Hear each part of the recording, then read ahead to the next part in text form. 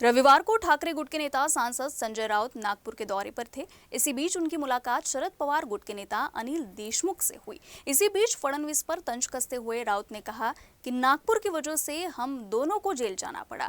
वहीं seat sharing वाले सवाल पर राउत ने कहा कि समय आने पर उचित फैसला लिया जाएगा।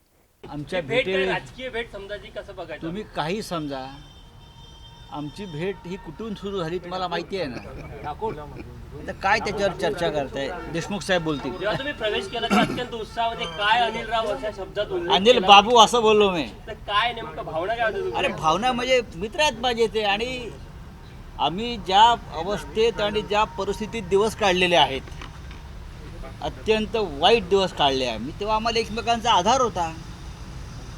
1 वर्षापेक्षा जास्त काळ त्यांनी काढला, 100 दिवसापेक्षा जास्त काळ मी काढला तुरुंगामध्ये कारण नसताना, आणि कोणामुळे काढला ते आम्हाला दोघांना चांगलं माहित आहे। आणि ते नागपूरमुळेच काढला। आज राऊत साहेब संजयजी जे नागपूरला आले होते, आमची आज घरी बैठक झाली, चर्चा झाली।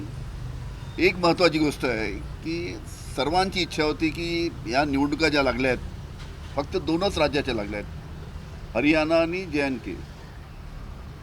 सर्वांना असं वाटत होतं की 4ही राज्याच्या म्हणजे महाराष्ट्रासहित सर्व निवडणुका एकत्र इलेक्शन कमिशन जाहीर करेल, आणि महाराष्ट्रातील जनता इलेक्शनची वाट पाहत होती। हे भारतीय जनता पार्टीचं सरकार निवडणुकीला का घाबरते, निवडणूक घ्यायला का घाबरते हे समजत नाही।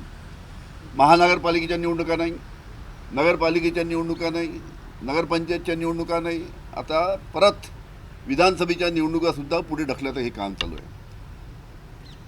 आणि जेव्हा केव्हा आता नोव्हेंबर नंतर निवडणूक होईल असा अंदाज दिसतो, त्याच्यासाठी शिवसेनेने नागपूर ग्रामीणमध्ये कोणत्या जागा मागायच्या, नागपूर शहरामध्ये कोणत्या जागा मागायच्या, राष्ट्रवादीने शहरामध्ये आणि ग्रामीणमध्ये कोणत्या जागा मागायच्या याची थोडी आम्ही चर्चा केली।